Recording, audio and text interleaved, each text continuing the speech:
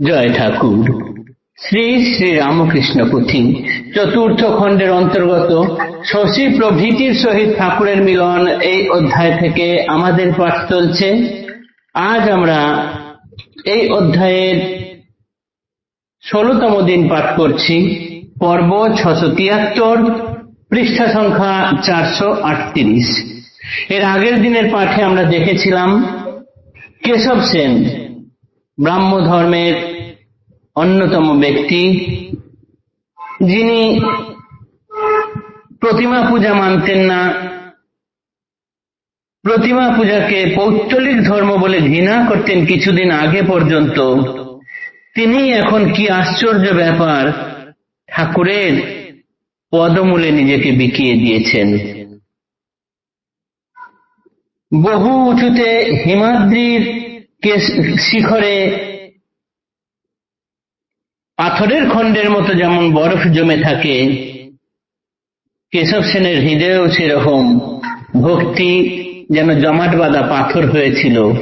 ঠাকুরের কাছে এসে সেই ভক্তি যেন এখন তরল হয়ে ঠাকুরের পা ধোয়ানোর জন্য পায়ের উপরে এসে পড়ছে। এত অবধি আমরা গত দিনের পাঠে দেখেছিলাম। আজ তার পরের অংশ পাঠ করছি, 16তম দিন 673 পর্ব।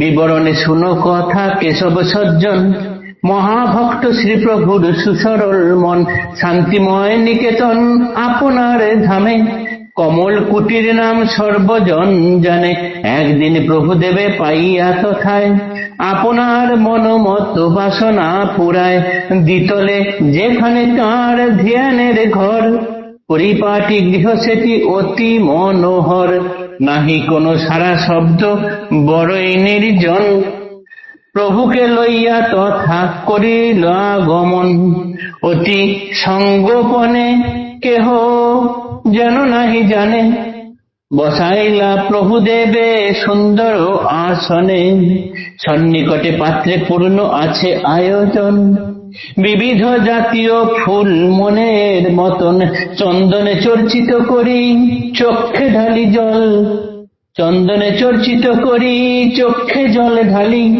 প্রভুর চরণে যেন অঞ্জলি অঞ্জলি, পরিশেষে যুক্ত করে প্রভু দেবে কোন, এ কথা ওপরে যেন করে না শ্রবণ, প্রভুর তেমন ভাব যেমন বালকে, পেটের ভিতরে কোনো কথা নাহি থাকে, দক্ষিণ শহরে পরে ফিরিলা যেমনি, দেখেন হাজির তথা বিজয় গোস্বামী, পুকুরিয়া গুণমণি কহিলেন তাই, শ্রীমুখে মৃদুল হাসি কিবা শোভা পায়, জানি না কেশব কেন পুজিল আমারে, কুসুম চন্দন দিয়া পায়ের উপরে, বুঝিতে প্রভুর লীলা বুদ্ধি হয়ে হারা, নিক্ষেপিয়া এক ঢিল লক্ষ পাখি মারা, 12টা বুঝিয়া কহে বিজয় গোস্বামী, পুজিয়া অভয় পদে জিনিলেন তিনি, কিন্তু কর্ম আচরিয়া সঙ্গোপনে অতি,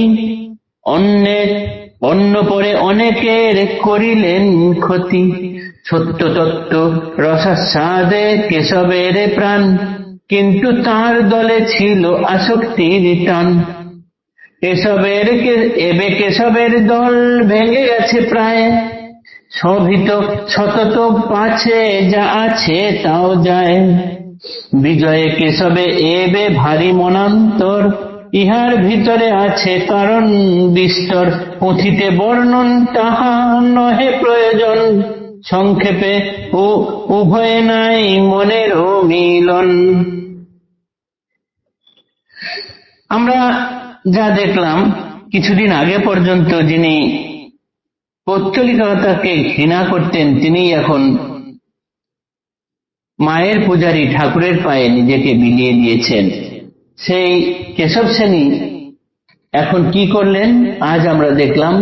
তার নিজের বাড়ি, নিজের শান্তিময় নিকেতন যেটি, যার নাম কমল কুটির, সেখানে দোতলায় তার নিজের ধ্যানের ঘর আছে। সেই ধ্যানের ঘরে তিনি একদিন ঠাকুরকে নিয়ে গিয়ে তার মনের বাসনা পূর্ণ করলেন। কি করলেন? ঠাকুর সেখানে যাওয়া মাত্রই ঠাকুরকে দোতলায় নিয়ে গেলেন। কোনো সারা শব্দ নেই, বড়ই নির্জন দোতলা। সেখানে গিয়ে দেখা গেল সমস্ত কিছু পরিপাটি করে আয়োজন করা আছে, অর্থাৎ ঠাকুর যে সেখানে আসবেন, তাকে যে পুজো করবেন তিনি, এটি যেন আগে থেকে ঠিক করেই রেখেছিলেন। ঠাকুর যাওয়া মাত্রই তিনি তাকে দোতলায় নিয়ে গিয়ে ফুল চন্দন সব ঘষে রেখেছিলেন, চোখের জল মিশিয়ে তাতে ঠাকুরের পায়ে চন্দন দিয়ে ফুল দিয়ে চোখের জল দিয়ে পুজো করলেন এবং তারপরে জোড়হাত করে ঠাকুরকে বললেন, ঠাকুর এ কথা বাইরে যেন কেউ না জানে। অর্থাৎ তার মনে অগাধ ভক্তি ঠাকুরের প্রতি, কিন্তু তার দল যারা পৌত্তলিকতা মানে না, ঈশ্বর পূজা মানে না, তাদের কাছে তিনি কেমন হবেন সেই ভেবে তিনি বললেন এ কথা বাইরে বিশেষ প্রচার না করাই ভালো। বললেন বটে, কিন্তু আমরা জানি ঠাকুর পেট পাতলা, ঠাকুরের কথা পেটে থাকে না, তিনি বালক স্বভাব। এই মাত্র এক জিনিস বলেন তারপরে ভুলে যান, সেটি ঠিক সেই রকম। তার কমলকুটির থেকে বাড়িতে আসা, মানে দক্ষিণেশ্বরে আসা মাত্রই এসে দেখলেন সেখানে বিজয় গোস্বামী আছে। দেখেই ঠাকুর ফিক ফিক করে হাসছেন আর বলছেন, কেন কে জানে কেসব পায়ে ফুলচন্দন দিয়ে আমায় পুজো করলো। বিজয় গোস্বামী এটি শুনলেন, শুনে বললেন, আপনাকে পুজো করায় তার জিতই হলো, তিনি জিতে গেলেন। পরে অবশ্য অন্য ঘটনা হয়েছে। তো পুথিকার এখানে বলছেন যে এখানে কেশবের সঙ্গে বিজয়কৃষ্ণ গোস্বামীর বর্তমানে মতান্তর নেই, আর কেশব সেন তার দলে তো ভাঙন ধরেছে, যেটুকুও তার প্রতি আস্থা আছে সেটুকুও যাতে না ভেঙে যায়, তাই বোধহয় এটা চেয়েছিলেন। এই অবধি আজকে পাঠ করলাম, আগামীকাল এর পরের অংশ আবার পাঠ করব। জয় ঠাকুর, নমস্কার।